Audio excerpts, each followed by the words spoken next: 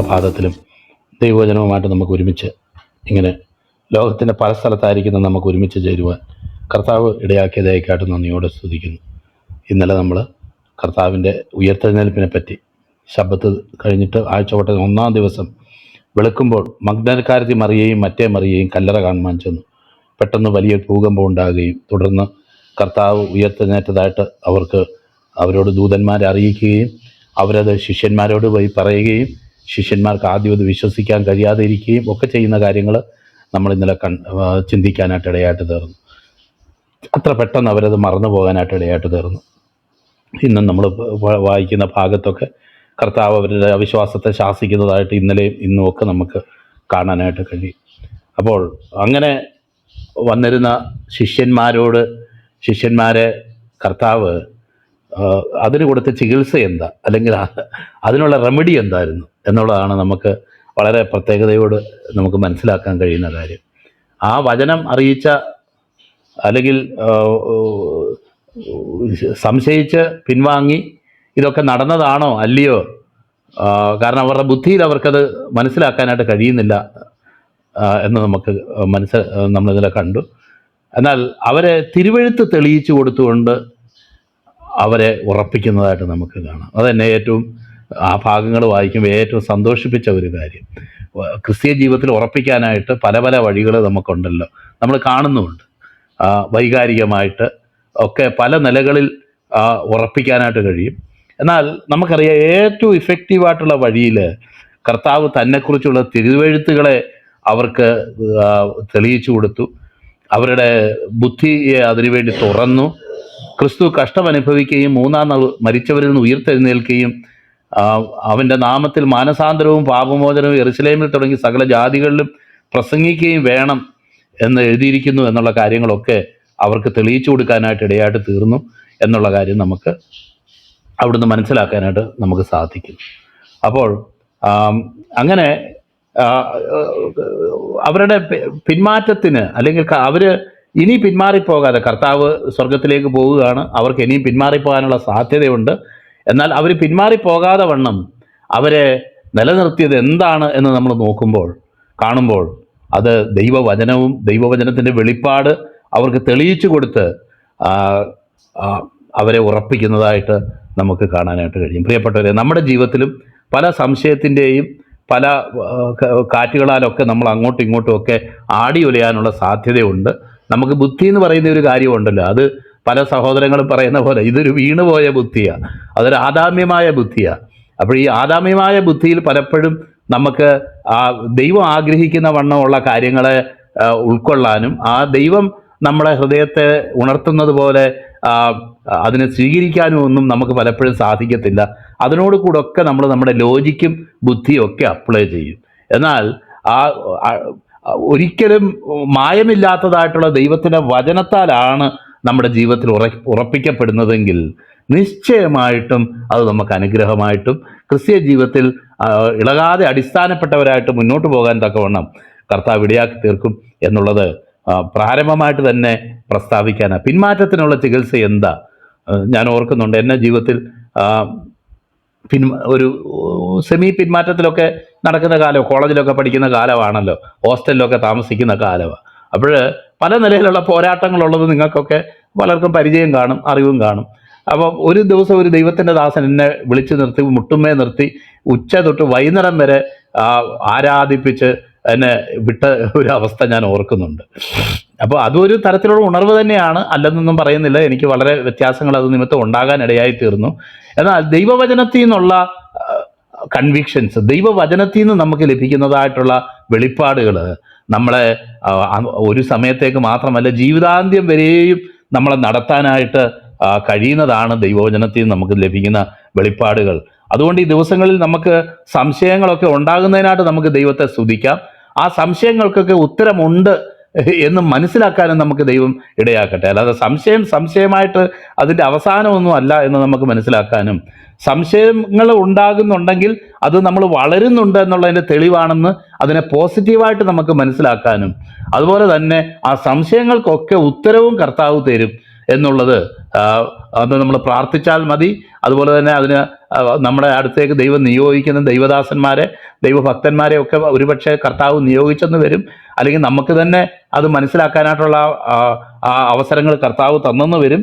അത്തരം അവസരങ്ങളിൽ നമുക്ക് ഉറപ്പിക്കപ്പെടാൻ ദൈവവചനമാണ് നമ്മുടെ ക്രിസ്തീയ ജീവിതത്തിൽ നമ്മൾ ഉറപ്പിക്കുന്നത്, നടത്തുന്നത് എന്ന് നമുക്ക് ആത്യന്തികമായിട്ട് നമുക്ക് മനസ്സിലായി. ഇവിടെ ശിഷ്യന്മാർക്കും കൊടുത്ത ചികിത്സ എന്ന് പറയുന്നത് ഈ ദൈവവചനത്തിൻ്റെ വെളിപ്പാടുകളാണ് കർത്താവ് അവർക്ക് നൽകിയത് എന്ന് നമുക്ക് കാണാം. ഇന്ന് നമ്മൾ വായിക്കുന്ന വാക്യങ്ങൾ വെറും 4 വാക്യങ്ങളെ ഉള്ളെങ്കിലും വളരെ പ്രശസ്തവും വളരെ അറിയപ്പെടുന്നതുമായിട്ടുള്ള ഒരു ദൈവവചന ഭാഗമാണ് എന്ന് നമുക്ക് മനസ്സിലാക്കാനായിട്ട് കഴിയുമല്ലോ.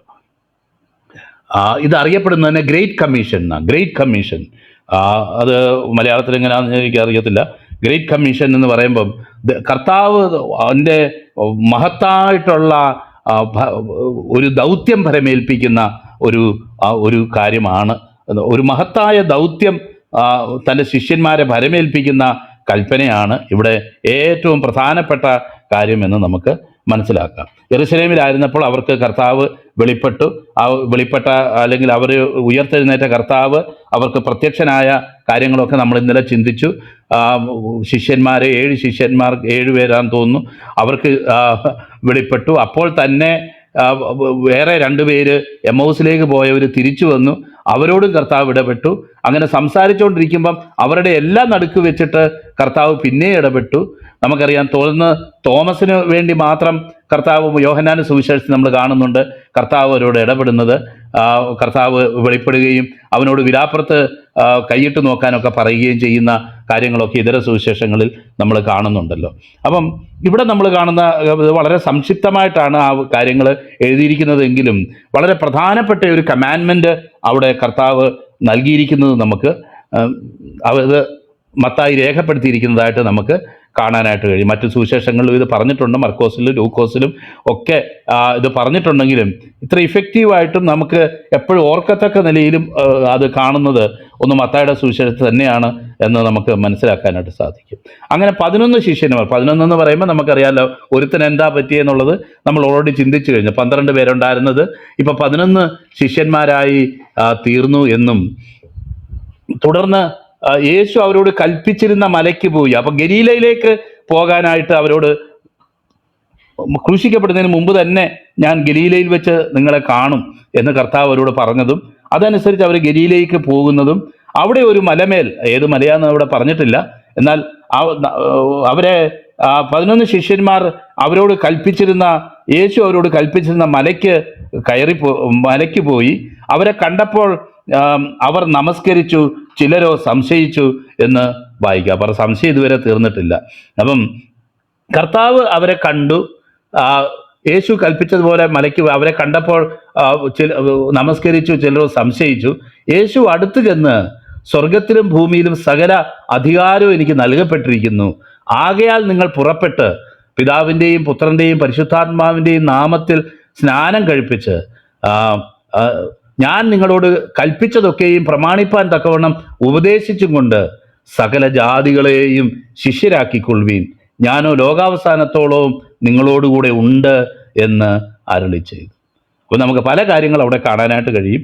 ഒന്ന്, ഇന്നലെ നമ്മൾ ചിന്തിച്ചതുപോലെ തന്നെ അവനെ കണ്ടു, അല്ലെങ്കിൽ കർത്താവ് അവരോട് പറയുക, അല്ലെങ്കിൽ ദൂതന്മാർ പറഞ്ഞതാണ് ഇവിടെ വന്ന് കാൺമീൻ, ഇതിൻ്റെ ഉള്ളിൽ കയറി നോക്ക്. അവരുടെ സംശയം മാറത്തക്കവണ്ണം കർത്താവ് ഉയർത്തെഴുന്നേറ്റോ എന്നുള്ളത് ബുദ്ധിപരമായിട്ട് അംഗീകരിക്കാൻ കഴിയാതെ വിഷമിച്ച് നിന്നിരുന്ന ആ ശിഷ്യന്മാരുടെ കൂട്ടത്തോട്, അല്ലെങ്കിൽ രാവിലെ വന്ന സ്ത്രീകളോടും ശിഷ്യന്മാരോടും സംസാരിക്കുന്ന നമുക്ക് കാണാനായിട്ട്, നിങ്ങൾ ഇവിടെ വന്ന് നോക്ക്, ഇങ്ങ് വന്നിട്ട് നോക്കി. നമ്മൾ ഇന്നലെ അത് ചിന്തിക്കാനിടയായിട്ട് തീർന്നു. കാരണം come and see, go and tell എന്ന് നമ്മൾ ഇന്നലെ ചിന്തിച്ചു. കാരണം നിങ്ങൾ വന്ന് കണ്ടതിന് ശേഷം നിങ്ങൾ പോയി ഇത് പറവീൻ എന്ന് നമ്മൾ ചിന്തിക്കാനിടയായി തീർന്നല്ലോ. അപ്പോൾ അങ്ങനെ അവരോട് 11 ശിഷ്യന്മാർ ഗലീലയിൽ കടന്നുപോയി, അവനെ കണ്ടു എന്നവിടെ പറയുക. അവനെ കണ്ടു, അത് ഉറപ്പാക്കി. ചിലരോ സംശയിച്ചു എന്നവിടെ എഴുതിയേക്കുക. കണ്ടപ്പോൾ അവർ നമസ്കരിച്ചു, ചിലരോ സംശയിച്ചു. നമസ്കരിച്ചു എന്നുള്ളതിന് ആരാധിച്ചു എന്ന് പറയുന്ന അതേ വാക്കാണ് ഉപയോഗിച്ചിരിക്കുന്നത് എന്നുള്ളത് നമുക്ക് മനസ്സിലാക്കാനായിട്ട് കഴിയും. യേശുക്രിസ്തു ആരാധ്യനാണോ?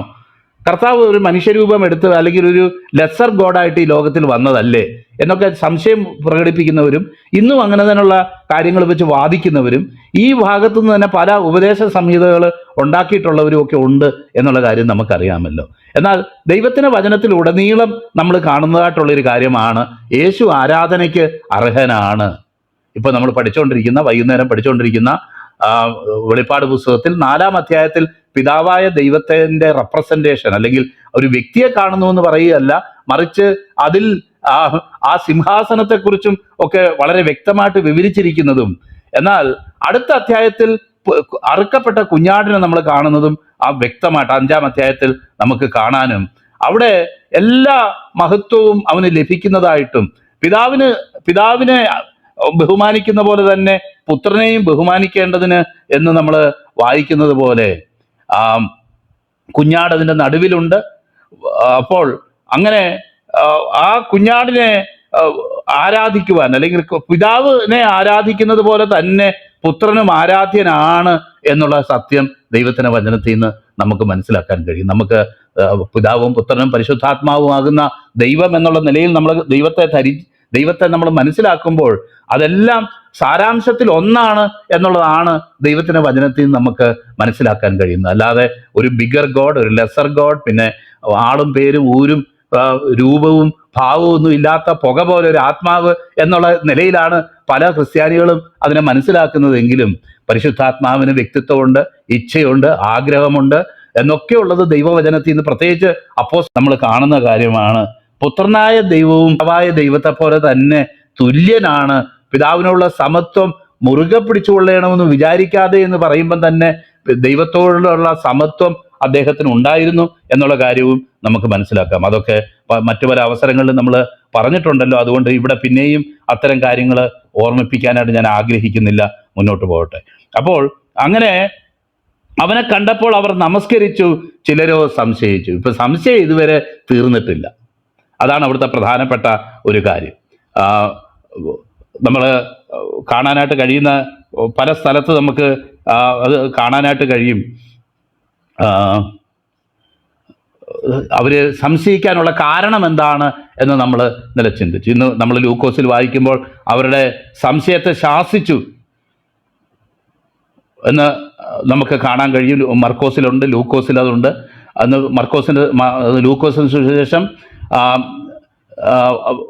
24-ാം അധ്യായം 45-ാം വാക്യം തിരുവെഴുത്തുകളെ തിരിച്ചറിയേണ്ടതിന് അവരുടെ ബുദ്ധിയെ തുറന്നു. 38-ാം വാക്യത്തിൽ അവരോട് നിങ്ങൾ കലങ്ങുന്നതെന്ത്, നിങ്ങളുടെ ഹൃദയത്തിൽ സംശയം പൊങ്ങുന്നതും എന്ത്, ഞാൻ തന്നെയാകുന്നു, എൻ്റെ കാലും കൈയും നോക്കി അറിവിൻ, എന്നെ തൊട്ടു നോക്കുവിൻ, എന്നിൽ കാണുന്നത് പോലെ ഭൂതത്തിന് മാംസവും അസ്ഥിയും ഇല്ലല്ലോ എന്ന് പറഞ്ഞു. അത് നമുക്കറിയാം. ആ കഥ കടച്ചിരുന്ന റൂമിൽ കർത്താവ് വെളിപ്പെട്ട് കഴിഞ്ഞപ്പോൾ നമുക്കറിയാം ആ ശരീരത്തിന് മാംസവും അസ്ഥിയും ഒക്കെ ഉണ്ടായിരുന്ന ശരീരം തന്നെയായിരുന്നു. അതേസമയം തന്നെ അടച്ചിരിക്കുന്ന റൂമിലോട്ട് കടന്നു വരാനായിട്ട് കഴിവുള്ള ശരീരവുമായിരുന്നു എന്നുള്ള പ്രത്യേകതയും കൂടെ നമുക്ക് അവിടെ മനസ്സിലാക്കാനായിട്ട് കഴിയും. എന്ന് മാത്രമല്ല, തോമസിനോട് പറയുമ്പോൾ നീ വിലാപ്പുറത്തൊക്കെ കൈയിട്ട് നോക്കാനായിട്ട് പറയുന്നതായിട്ട് നമുക്ക് കാണാനായിട്ട് സാധിക്കും. അപ്പം ഇങ്ങനെ അവരുടെ സംശയത്തെ പൂർണ്ണമായിട്ട് ദൂരീകരിക്കത്തക്കവണ്ണം നമുക്കറിയാം. യോഹന്നാന്റെ സുവിശേഷം 20-ാം അധ്യായം അതിൻ്റെ 24-ാം വാക്യത്തിൽ, എന്നാൽ യേശു വന്നപ്പോൾ പന്തിരൂരിൽ ഒരുത്തനായ ദിദിമോസ് എന്ന തോമസ് അവരോടുകൂടെ ഉണ്ടായിരുന്നില്ല. മറ്റേ ശിഷ്യന്മാർ അവനോട്, ഞങ്ങൾ കർത്താവിനെ കണ്ടു എന്ന് പറഞ്ഞാറേ, ഞാൻ അവൻ്റെ കൈകളിൽ ആണിപ്പഴുത് കാണുകയും ആണിപ്പഴുതിൽ വിരലിടുകയും അവൻ്റെ വിലാപ്പുറത്ത് കൈയിടുകയും ചെയ്തിട്ടല്ലാതെ വിശ്വസിക്കയില്ല എന്ന് അവൻ അവരോട് പറഞ്ഞു. നമ്മുടെ വിചാരം ശിഷ്യന്മാർ കുറച്ച് പേര് കൂടെ ഉണ്ടായിരുന്നു, അവരെ എങ്ങനെങ്കിലും ഒന്ന് സമാധാനിപ്പിച്ചാൽ മതി. അല്ല, പുറത്തുള്ള ശിഷ്യന്മാരെല്ലാം വിശ്വസിച്ചു, പുറത്തുള്ള ആൾക്കാരെ ഒന്ന് സമാധാനിപ്പിച്ചാൽ മതിയായിരുന്നു എന്നുള്ള നിലയ്ക്കാണ് പലപ്പോഴും നമുക്ക് തോന്നുന്നത്. പോരാ കൂടുള്ളവരെക്കാണ് നമുക്കറിയാമല്ലോ. എത്ര വൈൽഡായിട്ടുള്ള എത്ര ഭീകരമായ സംശയങ്ങളാണ് പലപ്പോഴും നമ്മുടെയൊക്കെ ഹൃദയങ്ങളിൽ വരുന്നത് എന്നുള്ളത് നമുക്കറിയാം. നമ്മൾ ക്രിസ്തീയ ജീവിതത്തിൽ വളരുന്നതും പല ചോദ്യങ്ങൾക്ക് ഉത്തരം കണ്ടെത്തിയെന്ന് നമ്മൾ പറയുന്നതിൻ്റെ ഒരു രഹസ്യം എന്താണെന്നറിയാമോ? അത് എന്താണെന്ന് വെച്ച് കഴിഞ്ഞാൽ, ഈ ലോകത്തിലുള്ള മനുഷ്യർക്ക് ഉണ്ടാകുന്നത് പോലെ തന്നെ ഉള്ള സംശയങ്ങൾ നമുക്കും ഉണ്ടാകുന്നുണ്ട്. അത് തെറ്റൊന്നുമല്ല, അത് തെറ്റല്ല. എന്നാൽ ഈ സംശയങ്ങൾ അവിടെ വെച്ച് തീർക്കരുത്. സംശയം കൊണ്ട് പിന്നെ പുറത്തോട്ട് ഇറങ്ങുമല്ല ചെയ്യേണ്ടത്. ദൈവപാദപീഠത്തിലേക്ക് നമ്മൾ കടന്നു ചെല്ലുമ്പം കർത്താവ് തന്നെ നമ്മളോട് സംസാരിക്കുകയും ഇടപെടുകയും ചെയ്യും എന്നുള്ളതാണ് നമുക്കതിൽ നിന്ന് മനസ്സിലാക്കാനായിട്ട് കഴിയുന്ന കാര്യം. അതുകൊണ്ട് സംശയിച്ച ഈ ശിഷ്യന്മാരെ ഏതൊക്കെ നിലയിൽ കർത്താവ് സന്ദർശിച്ചു എന്ന് പറയാൻ വേണ്ടിയിട്ടാണ്. അപ്പൊ സംശയം ഒരു തെറ്റല്ല പ്രിയപ്പെട്ടവരെ. നമ്മൾ ദൈവത്തിന്റെ വചനത്തിൽ കാണുമ്പോൾ എന്നെ ഏറ്റവും സന്തോഷിപ്പിക്കുന്ന ഒരു ദൈവവചന ഭാഗം എന്ന് പറയുന്നത് ഉൽപ്പത്തി പുസ്തകത്തിലെ അബ്രഹാമിന്റെ കാര്യമാണ്. ഈ അബ്രഹാം എന്തുവാ കടിച്ചു പിടിച്ച്, അബ്രഹാമെ വിശ്വാസമുണ്ടോ? കർത്താവെ, ഞാൻ ഒരു ഇഞ്ച് പോലും അനങ്ങത്തില്ല, ഒരു MM പോലും, ഒരു മില്ലിമീറ്റർ പോലും ഞാൻ അനങ്ങത്തില്ല, ഞാൻ ഭയങ്കര സ്ട്രോങ് ആണ് എന്നുള്ള നിലയിലാണോ അബ്രഹാം പറഞ്ഞത്? അല്ല. നമുക്ക് കാണാൻ കഴിയും സാധാരണ മനുഷ്യർക്കുള്ള ബലഹീനതകളും സംശയങ്ങളും ഒക്കെ അബ്രഹാമിനുണ്ടായിരുന്നു. അത് ദൈവത്തിന്റെ മുഖത്ത് നോക്കി തന്നെ പല പ്രാവശ്യവും പറഞ്ഞിട്ടുണ്ട്. നമ്മുടെ ഒരു പ്രശ്നം എന്താണെന്ന് വെച്ച് കഴിഞ്ഞാൽ, നമ്മൾ ദൈവത്തോട് പറയേണ്ട കാര്യം പോയിരുന്ന് വേറെ പലയിടത്തും പോയിരുന്ന് പറയുകയും ഒരിക്കലും ഉത്തരം കിട്ടാതിരിക്കുകയും നമ്മുടെ സംശയങ്ങളെ പിന്നെയും കൂട്ടുകയും ചെയ്യുന്ന ചില സാഹചര്യത്തിലൊക്കെയാണ് നമ്മൾ പോയിരുന്നത് പറയുന്നത്. അതുകൊണ്ട് നമ്മുടെ സംശയങ്ങൾ പലപ്പോഴും പരിഹരിക്കപ്പെടാറില്ല എന്നുള്ളത് സത്യം. എന്നാൽ നമുക്ക് സംശയം ഉണ്ടാകുന്നത് നിശ്ചയമായിട്ടും വളർച്ചയുടെ ഒരു ഘട്ടം തന്നെയാണ്. അത് ദൈവസന്നിധിയിൽ അതിനൊന്നും ഉത്തരമില്ലാതില്ല. ഞാൻ പലപ്പോഴും ഇവിടെ പറഞ്ഞിട്ടുള്ള ഉദാഹരണമാണല്ലോ. ബിജോ ബ്രദറിൻ്റെ പാസ്റ്ററായിട്ട് ഉള്ള ഒരു വ്യക്തിയുണ്ട്. അദ്ദേഹം പണ്ട് CSIയിലെ ഒരു ഉപദേശിയായിരുന്നു. അതിനുശേഷമാണ് അദ്ദേഹം ഒരു പാസ്റ്ററായിട്ട് തീർന്നത്.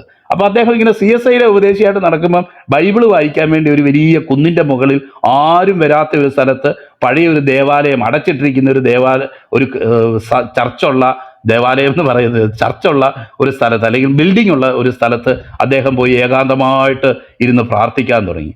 അങ്ങനെ പ്രാർത്ഥിച്ച് ബൈബിള് വായിച്ചുകൊണ്ടിരിക്കുക. ബൈബിള് വായിച്ച് വന്നപ്പം പെട്ടെന്ന് ഈ കിങ്ഡം രണ്ടായി പോയത് അദ്ദേഹം ശ്രദ്ധിച്ചില്ല.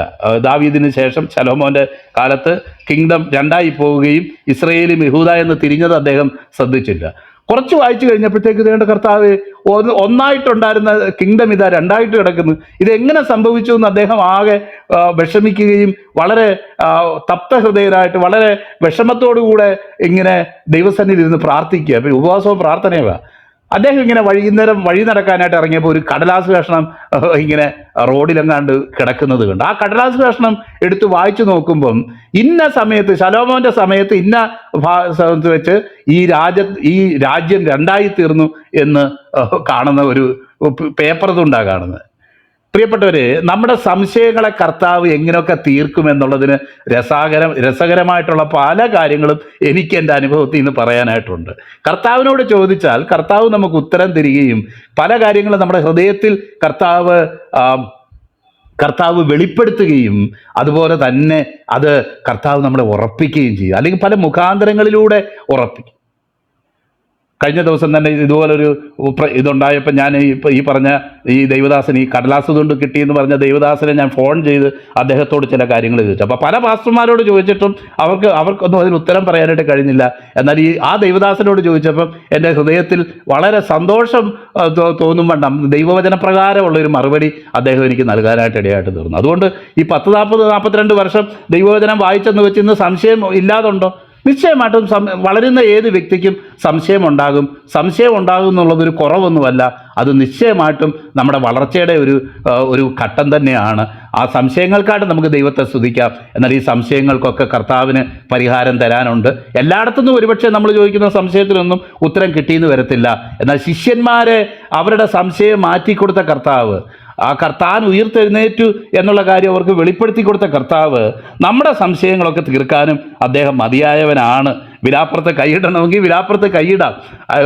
കൈകളിലെ ആണിപ്പഴുതി കൈയിടണമെന്ന് പറഞ്ഞാൽ അവിടെയും കൈയിടാം. അതിനും ദൈവം അനുവദിച്ചു എന്നുള്ളത്, കർത്താവ് അതിനും തയ്യാറായി എന്നുള്ളത്. കാരണം അവരെക്കുറിച്ചുള്ള ദൈവത്തിൻ്റെ ഉദ്ദേശം, ഇനി അനേക ജാതികളോട് രാജ്യങ്ങളിൽ പോയി പ്രസംഗിക്കുമ്പം ഇത് സംഭവിച്ചോ ഇല്ലയോ എന്നുള്ള ഒരു സംശയത്തിൽ അതിന് ഉത്തരം പറയാനല്ല ദൈവം അവരെക്കുറിച്ച് ആഗ്രഹിച്ചത്. മറിച്ച് ഉറപ്പോടുകൂടെ, കൺവിക്ഷനോടുകൂടെ, പൂർണ്ണമായിട്ടുള്ള തെളിവോടുകൂടെ അവര് അത് പ്രസംഗിക്കാനാണ് കർത്താവ് ആഗ്രഹിച്ചത്. അതുകൊണ്ട് കർത്താവ് അവരുടെ സംശയങ്ങൾ മാറ്റിക്കൊടുത്തു എന്നുള്ള ഓർത്ത് ഞാൻ ദൈവത്തെ സ്തുതിക്കുന്നു, സ്തോത്രം ചെയ്യുന്നു. അങ്ങനെ ചിലരോ സംശയിച്ചു. യേശു അടുത്ത് ചെന്ന്, സ്വർഗത്തിലും ഭൂമിയിലും സകല അധികാരവും എനിക്ക് നൽകപ്പെട്ടിരിക്കുന്നു. ഈ അധികാരത്തെക്കുറിച്ചൊക്കെ പറയുമ്പം നമ്മൾ എന്തൊക്കെയാ പറയാൻ നമുക്ക് തോന്നുന്നത്? പലതും പറയാൻ തോന്നുന്നുണ്ട്.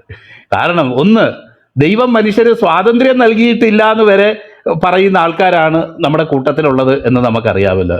സ്വാതന്ത്ര്യം പോലും തന്നിട്ടില്ല, എല്ലാം നേരത്തെ പ്രോഗ്രാം ചെയ്ത് വെച്ചേക്കാണ് എന്ന് പറയുകയും അതിൻ്റെ കുറവെന്താണെന്ന് തിരിച്ചറിയാതിരിക്കുകയും ചെയ്യുന്ന ഒരു അനുഭവം ഒന്ന് ആലോചിച്ച് നോക്കിയേ.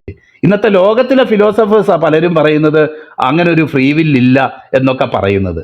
കാരണം ഈ ആത്മാവുണ്ടെന്ന് അവർ വിശ്വസിക്കണ്ടേ? ഈ ആത്മാവുണ്ടെന്നും ദൈവം ഉണ്ടെന്നും വിശ്വസിക്കുന്നവർക്കല്ലേ ഇനിയും ദൈവം ഫ്രീ വില്ല് കൊടുത്തിട്ടുണ്ടോ, വേറെ എന്തെങ്കിലും കൊടുത്തിട്ടുണ്ടോ എന്ന് പറയാനായിട്ട് കഴിയുള്ളൂ. ആത്മാവില്ലെന്നും ദൈവമില്ലെന്നും വിശ്വസിക്കുന്നവരുടെ അടുത്തു നിന്നാണ് ഈ ഫിലോസഫി കടന്നു വരുന്നത് എന്നുള്ളത് നമുക്ക് വളരെ വ്യക്തമായിട്ട് നമുക്ക് മനസ്സിലാക്കാം. എന്നാൽ ദൈവം നമുക്ക് സ്വാതന്ത്ര്യം മാത്രമല്ല അധികാരവും കൂടെയാണ് നൽകിയിരുന്നത് എന്നുള്ളത് നമുക്ക് മനസ്സിലാക്കാനായിട്ട് കഴിയും. ഉൽപ്പത്തി പുസ്തകം വായിക്കുമ്പോൾ തന്നെ നമുക്കത് ഗ്രഹിക്കാനായിട്ട്, സകല ഭൂചര ജന്തുവിന്മേലും സകലത്തിന്മേലും വാഴുവാനായിട്ട് ദൈവം അവന് അവകാശം, അധികാരം നൽകി എന്നുള്ളത് 8-ാം സങ്കീർത്തനത്തിൽ നമ്മൾ വായിക്കുമ്പോൾ അത് വീണ്ടും ഉറപ്പിക്കുന്നതായിട്ടും, എബ്രായർക്ക് എഴുതുന്ന ലേഖനം നമ്മൾ വായിക്കുമ്പോൾ അവിടെ വീണ്ടും അത് പറയപ്പെടുന്നതായിട്ടും, എന്നാൽ സകലവും അവന് കീഴ്പ്പെട്ടതായി കാണുന്നില്ല എന്നുള്ളൊരു കാര്യവും നമുക്ക് വായിക്കാനായിട്ട് കഴിയും. സകലവും ഇപ്പോൾ അവന് കീഴ്പ്പെട്ടതായി കാണുന്നില്ല. അത് കീഴ്പ്പെടാതെ കാണുന്നില്ല എന്ന് പറയുന്ന സ്ഥലത്ത് തന്നെ പറഞ്ഞേക്കുകയാണ്, സകലത്തിന് ലാക്കും കാരണഭൂതനുമായവൻ അനേകം പുത്രന്മാരെ തേജസ്സിലേക്ക് നടത്തുമ്പോൾ അവരുടെ രക്ഷാനായകനെ കഷ്ടാനുഭവങ്ങളാൽ തികഞ്ഞവനാക്കുന്നത് യുക്തമായിരുന്നു. അങ്ങനെ നാം അവനെ തേജസ്സും ബഹുമാനവും അണിഞ്ഞവനായി കാണുന്നു. മനുഷ്യന് ദൈവം അധികാരം നൽകി, ആ ശത്രു അവനെ ചതിക്കുകയും അവൻ്റെ അധികാരം അവന് നഷ്ടപ്പെടുകയും സകലവും അവന് കീഴ്പ്പെടാത്തതായി കാണുന്നില്ല എന്ന് പറയുന്നത് പോലെ ഉള്ളൊരു നിലയിലേക്ക് കടന്നു വരികയും, ഇപ്പം പറഞ്ഞേക്കുന്നത് ഈ ഭൂമിയിലുള്ള ചില ജന്തുവിൻ്റെ മേലും ഭൂമിയിലുള്ള ചില കാര്യങ്ങളുടെ മേലും അല്ല പറഞ്ഞേക്കുന്നത്. കർത്താവിന് അധികാരം ലഭിച്ചേക്കുന്നത്, സകല അധികാരവും ലഭിച്ചേക്കുന്നത് സ്വർഗത്തിലും ഭൂമിയിലുമുള്ള അധികാരമാണ് ലഭിച്ചേക്കുന്നത്. കേവലം ഇവിടെയുള്ള ചില ചരാചരങ്ങളുടെ മേലും ഇവിടെയുള്ള ചില കാര്യങ്ങളുടെ മേലും മാത്രമല്ല നമുക്ക് ദൈവത്തിൻ്റെ വചനത്തിൽ കാണാനായിട്ട് കഴിയും. ദൈവവചനം നമ്മൾ വായിക്കുമ്പോൾ കർത്താവിന് ലഭിച്ചിരിക്കുന്ന അധികാരത്തിൻ്റെ എക്സ്റ്റെൻറ്റ് എന്താണെന്നുള്ളത് വളരെ വ്യക്തമായിട്ട് പറഞ്ഞിട്ടുണ്ട്. ഫിലിപ്പിയർക്ക് എഴുതുന്ന ലേഖനം നമ്മളെപ്പോഴും പറയുന്ന ദൈവവചന ഭാഗം തന്നെയാണ്. എന്നാലും ഇതിനുള്ള ബന്ധത്തിൽ ഒരിക്കൽ കൂടെ ഞാൻ വായിക്കാനായിട്ട് ആഗ്രഹിക്കുക. അതിൻ്റെ 9-ാം വാക്യം, 2-ാം അധ്യായം, അതിൻ്റെ 9. അതുകൊണ്ട് ദൈവവും അവനെ ഉയർത്തി സകല നാമത്തിനും മേലായ നാമം നൽകി, അങ്ങനെ യേശുവിൻ്റെ നാമത്തിങ്കൽ സ്വർലോകരുടെയും ഭൂലോകരുടെയും അധോലോകരുടെയും മുഴങ്കാലൊക്കെയും മടങ്ങുകയും എല്ലാ നാവും യേശു കർത്താവ് എന്ന് പിതാവായ ദൈവത്തിൻ്റെ മഹത്വത്തിനായി ഏറ്റുപറയുകയും ചെയ്യേണ്ടി വരും. എബ്രായർക്ക് എഴുതുന്ന ലേഖനം 12 നമ്മൾ വായിക്കുന്നു, തൻ്റെ മുന്നിൽ വെച്ചിരിക്കുന്ന അപമാനം അലക്ഷ്യമാക്കി ക്രൂശിനെ സഹിക്കുകയും ദൈവസിംഹാസനത്തിൻ്റെ വലതുഭാഗത്ത് ഇരിക്കുകയും ചെയ്തു. ദൈവസിംഹാസനത്തിൻ്റെ വലതുഭാഗം എന്ന് പറയുമ്പോൾ ഉദ്ദേശിക്കുന്നത് ദൈവത്തിൻ്റെ എല്ലാ അധികാരവും. ദൈവവചനത്തിൽ നമ്മൾ വായിക്കുന്ന പോലെ അവൻ്റെ തേജസ്സിൻ്റെ പ്രഭയും തത്വത്തിൻ്റെ മുദ്രയും സകലത്തെയും തൻ്റെ ശക്തിയുള്ള വചനത്താൽ വഹിക്കുന്നവനുമാണ് എന്ന് പറയത്തക്കവണ്ണം. നമുക്കറിയാമല്ലോ, എബ്രായർക്ക് എഴുതുന്ന ലേഖനത്തിൽ തുടർന്ന് ഈ അധികാരത്തിൻ്റെ എക്സ്റ്റെൻറ്റ് എന്താണെന്നുള്ളത് നമ്മളോട് വിവരിച്ചിട്ടുണ്ട്. അത് വരുവാനുള്ള ലോകത്തെ ദൂതന്മാർക്കല്ലല്ലോ കീഴ്പ്പെടുത്തിയത് എന്ന് പറയുമ്പോൾ നമുക്കറിയാം അത് ആർക്കാ കീഴ്പ്പെടുത്തിയത്. അത് കീഴ്പ്പെടുത്തിയത് കർത്താവായ യേശുക്രിസ്തുവിനാണ് ഈ സകല അധികാരവും നൽകപ്പെട്ടിരിക്കുന്നത്. കർത്താവിന് നൽകപ്പെട്ടിരിക്കുന്ന അധികാരം അവൻ നമുക്ക് ഡെലിഗേറ്റ് ചെയ്ത് തരികയാണ് എന്ന് നമുക്ക് മനസ്സിലാക്കാം. അതുകൊണ്ട് ഇവിടെ പറയുക, ഇനി ഈ ലഭിക്കുന്ന അധികാരം ഇവിടെയുള്ള കുറച്ച് ജീവജാലങ്ങളുടെ മേലും അല്ലെങ്കിൽ ഭൂമിയിലുള്ള ചില കാര്യങ്ങളുടെ മേലും അല്ല ദൈവത്തിൻ്റെ ഭക്തന്മാർ ലഭിക്കുന്ന അധികാരം. കർത്താവിനോട് കൂടെ ഇരുന്നു കൊണ്ട് കർത്താവിനോട് ലഭിച്ച അതേ അധികാരം കർത്താവിനോട് ചേർന്ന് നമ്മൾ അവനോട് സദൃശ്യന്മാരായി തീർന്ന് അവൻ്റെ സ്വരൂപത്തോടെ അനുരൂപരായിട്ട് തീർന്ന് നമ്മൾ അദ്ദേഹവുമായിട്ട് പങ്കിടാൻ പോവുക. മനസ്സിലാവുന്നുണ്ടോ? അപ്പം വീണ ഒരു പൊസിഷനിലേക്കും അല്ല, അതിനേക്കാൾ ഉന്നതമായ ഒരു പൊസിഷനിൽ. ആദാം മണ്ണുകൊണ്ടുള്ളവനായിരുന്നു, എന്നാൽ കർത്താവ് സ്വർഗത്തിൽ നിന്നുള്ളവൻ. നമ്മൾ മണ്ണുകൊണ്ടുള്ളവരെ പ്രതിമ ധരിച്ചതുപോലെ തന്നെ സ്വർഗീയൻ്റെ പ്രതിമയും ധരിക്കും എന്ന് നമ്മൾ ദൈവത്തിൻ്റെ വചനത്തിൽ വായിക്കുന്നു.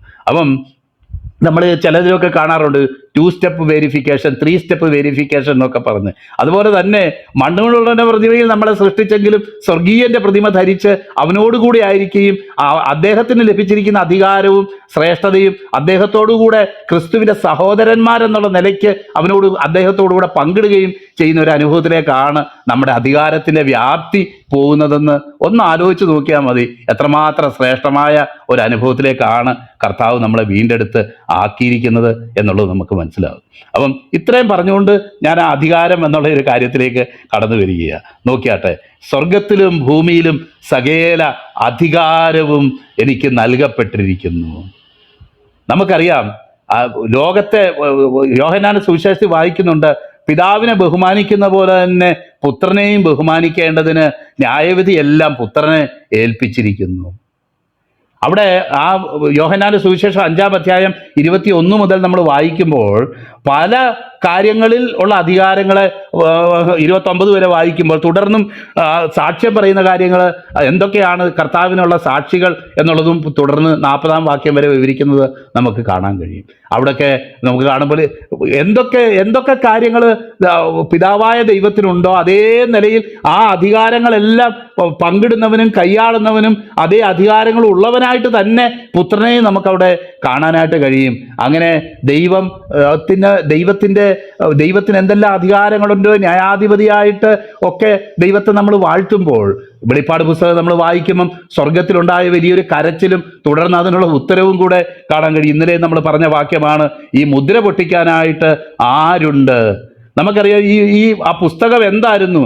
അത് മനുഷ്യർ ഒരിക്കൽ നഷ്ടപ്പെട്ട അധികാരവും അവകാശങ്ങളും ആണ് എന്ന് പറയുന്നുണ്ട്. അതുപോലെ തന്നെ നമുക്ക് മനസ്സിലാക്കാൻ കഴിയും, ഈ ലോകത്തെ ന്യായം വിധിക്കാനുള്ള കർത്താവിൻ്റെ യോഗ്യതയാണ്. കാരണം തുടർന്ന് നമ്മൾ വെളിപ്പാട് പുസ്തകത്തിൽ വായിക്കുന്നത് മഹോദരവും അതുപോലെ കർത്താവിൻ്റെ വരവും അതുപോലെ തന്നെ അവസാനമുള്ള ന്യായവിധിയെക്കുറിച്ചുമാണ് നമ്മൾ കാണുന്നത് എന്ന് നമുക്ക് കാണാനായിട്ട് കഴിയും. അപ്പോൾ അവിടെ ആ അധികാരമാണ് ഈ ചുരുള് പൊട്ടിക്കാനായിട്ട്, പുസ്തകം വാങ്ങുവാനും അതിൻ്റെ മുദ്ര പൊട്ടിക്കാനും നീ യോഗ്യൻ. നീ അറുക്കപ്പെട്ട് നിന്റെ രക്തം കൊണ്ട് സർവ്വഗോത്രത്തിലും ഭാഷയിലും വംശത്തിലും ജാതിയിലുമുള്ള നിന്നുള്ളവരെ ദൈവത്തിനായി വിലയ്ക്ക് വാങ്ങി ഞങ്ങളുടെ ദൈവത്തിന് അവരെ രാജ്യവും പുരോഹിതന്മാരുമാക്കി വെച്ചു. അവർ ഭൂമിയിൽ വാഴുന്നു എന്നൊരു പുതിയ പാട്ട് അവർ പാടുന്നു എന്ന് നമ്മൾ 5-ാം അധ്യായം അതിൻ്റെ 9-ഉം 10-ഉം വാക്യങ്ങളിൽ നമ്മൾ വായിക്കുന്നു. അപ്പം ഇതൊക്കെയാണ് ഈ അധികാരത്തിൻ്റെ ശ്രേഷ്ഠതകൾ. അപ്പോൾ കർത്താവ് പറയുകയാണ്, സ്വർഗത്തിലും ഭൂമിയിലുള്ള അധികാരം മാത്രമല്ല, ഭൂമിയിൽ അധികാരികളെയൊക്കെ വെക്കുന്നത് ദൈവമാണ്. തൻ്റെ മനസ്സുപോലെ അധികാരികളെയൊക്കെ വെക്കുന്നത് ദൈവമാണെന്ന് ദാനിയേൽ പ്രവചനത്തിലും തിമത്യോസിന് എഴുതുന്ന അവർക്ക് വേണ്ടിയൊക്കെ പ്രാർത്ഥിക്കണം എന്ന് പറയുന്ന ഭാഗത്തും നമുക്കത് കാണാനായിട്ട് ദൈവമാണ് അധികാരങ്ങളെ നിയോഗിക്കുന്നത്. അപ്പോൾ രാജാക്കന്മാരുടെ രാജാവ്, കർത്താക്കന്മാരുടെ കർത്താവ്, ശ്രേഷ്ഠനായ ആ ദൈവപുത്രൻ, ഇടയന്മാർക്കുള്ള ശ്രേഷ്ഠ ഇടയൻ എന്നൊക്കെ നമുക്ക് വിശേഷിപ്പിക്കത്തക്കവണ്ണം സകല അധികാരവും ഇൻവെസ്റ്റ് ചെയ്യപ്പെട്ടേക്കുന്ന വ്യക്തിയായിട്ട് സ്വർഗത്തിലും ഭൂമിയിലുമുള്ള സകല അധികാരവും എനിക്ക് നൽകപ്പെട്ടിരിക്കുന്നു എന്നവിടെ പറയാം. പീലാത്തോ 28 നമസ്കരിച്ചു, സ്വർഗത്തിലും ഭൂമിയിലുമുള്ള സകല അധികാരവും എനിക്ക് നൽകപ്പെട്ടിരിക്കുന്നു. ആ അധികാരം നമ്മൾ തുടർന്ന് വായിക്കുന്നു. ഈ അധികാരത്തെക്കുറിച്ച് തുടർന്ന് ദൈവദാസൻ ബിജോ ബ്രദർ വിവരിച്ചോളും. അത് വിവരിച്ചാലും തീരാത്ത ഒരു അധികാരമാണ്. നമ്മൾ വാചാലരായി പോകുന്ന അധികാരമാണ് ഈ ദൈവത്തിൻ്റെ വചനത്തിലൊക്കെയും പറയപ്പെട്ടിരിക്കുന്നത്. നമുക്ക് യേശു അടുത്ത് ചെന്ന് സ്വർഗത്തിലും ഭൂമിയിലും സകല അധികാരവും എനിക്ക് നൽകപ്പെട്ടിരിക്കുന്നു.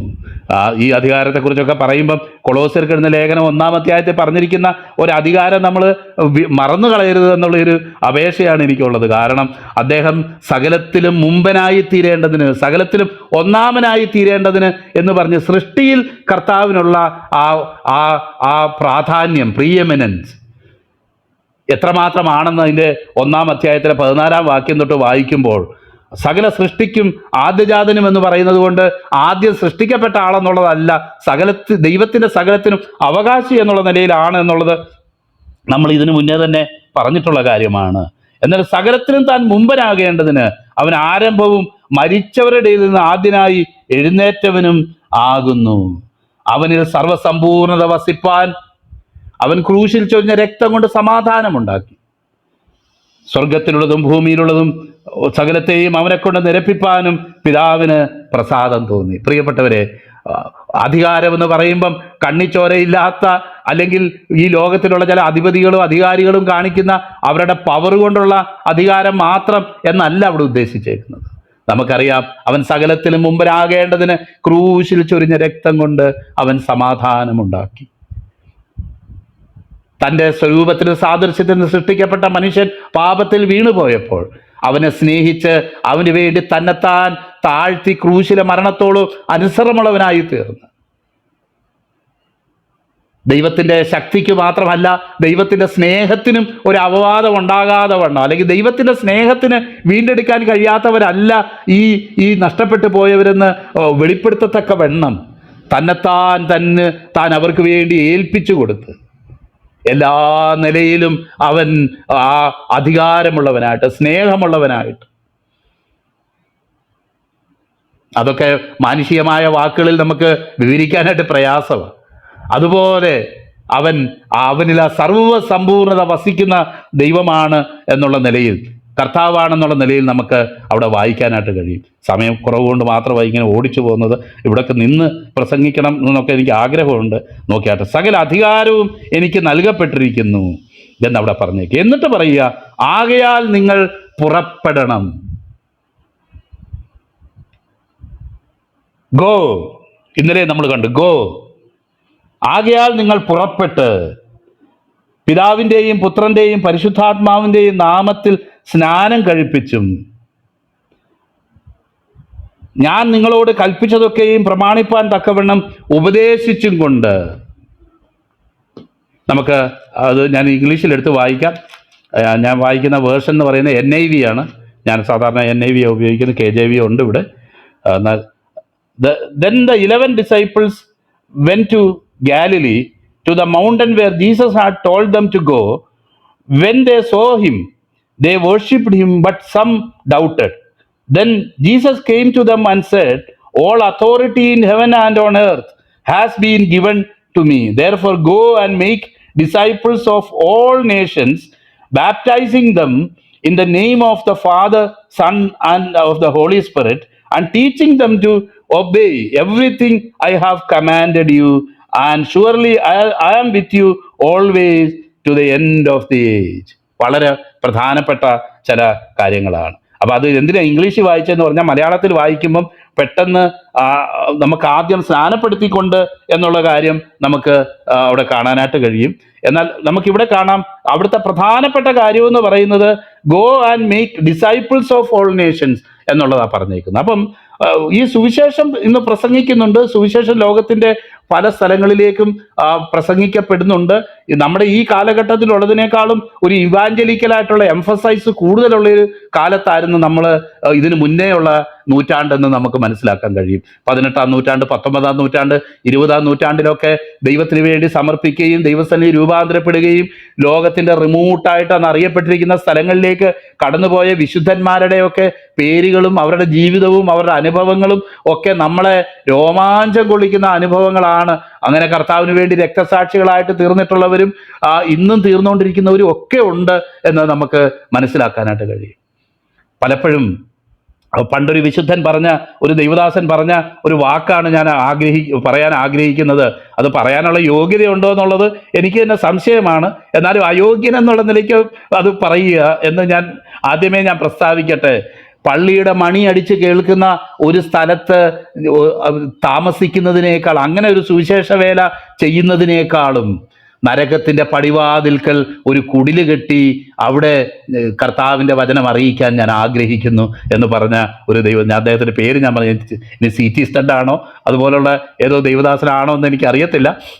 ആ കൊട്ടേഷൻ പറഞ്ഞ ആളിൻ്റെ പേര് ഞാൻ മറന്നുപോയി. എന്നാലും ആ കൊട്ടേഷൻ ഞാൻ ഓർക്കുന്നുണ്ട്. നമുക്കറിയാം, ഇന്ന് സുവിശേഷ വേല എന്ന് പറഞ്ഞാലും ഇതൊക്കെ പറഞ്ഞാൽ നമുക്കറിയാം. ഇപ്പം ഞാൻ തന്നെ, എനിക്ക് 4 മക്കളുണ്ടെങ്കിൽ ഒരു മോൻ സുവിശേഷ വേല ചെയ്യണമെന്നൊക്കെ എൻ്റെ ഹൃദയത്തിൽ ആഗ്രഹമാണ്. 4 പേരും ചെയ്താലും കുഴപ്പമില്ല എന്നും ചിലപ്പോൾ വിചാരിക്കാറുണ്ട്. എന്നാൽ നമുക്കറിയാമല്ലോ, അങ്ങനെയൊക്കെ പോകുന്നുണ്ടെങ്കിലും എൻ്റെ മക്കളെക്കുറിച്ച് ഞാൻ ആഗ്രഹിക്കുന്ന കാര്യം എന്താ? ഇപ്പം ഞാനൊരു തിയോളജി ഡിഗ്രി ഒന്നും എടുത്തില്ലെങ്കിൽ പോലും എൻ്റെ മക്കൾ പോയി ഒരു തിയോളജിയൊക്കെ പഠിച്ചിച്ചിരി ഒരു BDO MTH ഒക്കെ എടുത്തിട്ട് അവർ ഈ വേലയൊക്കെ ചെയ്യണം എന്നുള്ളതാണ് എനിക്ക് ആഗ്രഹം. കാരണം ഒരു പണ്ഡിതന്മാരായിട്ട് തീർന്നിട്ട് സുവിശേഷം അവർ പറയട്ടെ എന്നുള്ളതാണ്. നമുക്കറിയാമല്ലോ, മിഷൻ സമർപ്പിച്ച് മിഷിയോളജി പഠിക്കാൻ പോയിട്ട് അവസാനം മിഷൻ ഫീൽഡിൽ എത്തിച്ചേരാൻ കഴിയാത്ത ആൾക്കാരുടെയൊക്കെ പല അനുഭവങ്ങളും നമുക്ക് പഠിക്കാനായിട്ട് കഴിയും. കാരണം ഇത്രയൊക്കെ പഠിച്ചു കഴിയുമ്പം പിന്നെ ഈ പ്രിമിറ്റീവായിട്ടുള്ള ഇത് പറയുകയും വസ്ത്രധാരണമില്ലാതെയും അതുപോലെ പ്രോപ്പർ ഫുഡില്ലാതെ അത് നമ്മൾ കഴിക്കുന്നത് പോലെ പരിഷ്കൃതമായിട്ടുള്ള രീതികളും ഇല്ലാത്ത ഒരു ജനത്തിൻ്റെ അടുത്തൊക്കെ പോയി താമസിച്ച് ഇതൊക്കെ പഠിക്കുന്നത് എങ്ങനെ? വളരെ നമുക്ക് പ്രയാസം തോന്നും. പ്രിയപ്പെട്ടവരെ, എൻ്റെ ജീവിതത്തിൽ ഇവിടെ ബിജോ ബ്രദറിനും മറ്റു ചിലർക്ക് അറിയാം. കാരണം എൻ്റെ വിവാഹം നടക്കുന്ന ഉള്ള ബന്ധത്തിൽ ഞാനൊരു വ്യക്തിയെ ഇപ്പോൾ അല്ലെങ്കിൽ എൻ്റെ ഭാര്യയായിരിക്കുന്ന വ്യക്തിയെ ഞാൻ കാണാനായിട്ട് കടന്നു ചെല്ലുമ്പം എനിക്ക് പല ഡിമാൻഡുകളും ഉണ്ടായിരുന്നു. നിങ്ങളൊക്കെ ചെറുപ്പക്കാരൊക്കെ ചിന്തിക്കുന്ന പോലെ മ്യൂസിക് വായിക്കണം, പാട്ട് പാടണം, അങ്ങനെ ചെയ്യണം, ഇങ്ങനെ ചെയ്യണമെന്നൊക്കെ എനിക്ക് പല ഡിമാൻഡുകളും ഉണ്ടായിരുന്നു. അത് ഞാൻ വെച്ച ഡിമാൻഡുകളൊന്നും മീറ്റ് ചെയ്യുന്ന ഒരു കൂട്ടത്തിൽപ്പെട്ട ആളെ അല്ല ഞാൻ കേട്ടു. ഒരു മൂളിപ്പാട്ട് പോലും പാടുന്നത് ഞാൻ കേൾക്കാറില്ല എന്നുള്ളതാണ് സത്യം. എന്നാൽ ഒരു കാര്യം എന്നെ വളരെ ആകർഷിച്ചു. കാരണം അവർ കോട്ടയം മെഡിക്കൽ കോളേജിൽ നിന്ന് MBBS പാസ്സായിട്ട് അവർ നേരെ കടന്നു പോയത് ഒറീസയിലെ കാടുകളിലേക്ക്.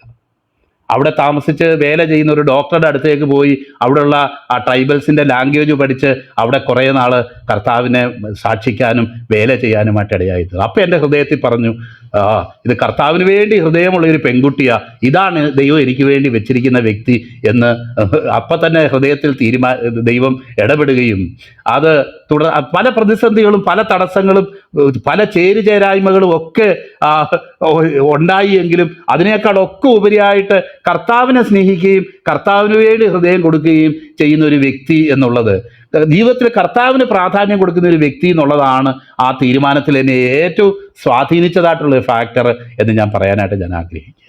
കാരണം എൻ്റെ കർത്താവിനെ സ്നേഹിക്കാത്ത ഏവനും ശപിക്കപ്പെട്ടവൻ എന്ന് പറയുന്നത് പോലെ കർത്താവിനെ സ്നേഹിക്കുന്ന ഒരു വ്യക്തി മറ്റു പല വശങ്ങളും ചേരത്തില്ലായിരിക്കും, പല കാര്യങ്ങളും ചേരത്തില്ലായിരിക്കും. എന്നാൽ ഏറ്റവും ചേരേണ്ട കാര്യമെന്ന് പറയുന്നത് ഈ കർത്താവിന് വേണ്ടിയിട്ടുള്ള ആ ഹൃദയമാണ് എന്ന് നമുക്ക് മനസ്സിലാക്കാനായിട്ട് എൻ്റെ ജീവിതത്തിൽ അത് മനസ്സിലാക്കാനായിട്ട് ഇടയായിട്ട് തോന്നുന്നു. ഞാൻ പറഞ്ഞുകൊണ്ട് വരുന്ന കാര്യം, ആകയാൽ പുറപ്പെട്ട് ജോഷ സാറ് ഞങ്ങളുടെ ICPFലെ നിങ്ങൾക്കൊക്കെ പലർക്കും അറിയാം. ജോഷ സാറ് കൊല്ലത്തുള്ള അദ്ദേഹം പലപ്പോഴും പറയുന്ന ഒരു കാര്യമാണ്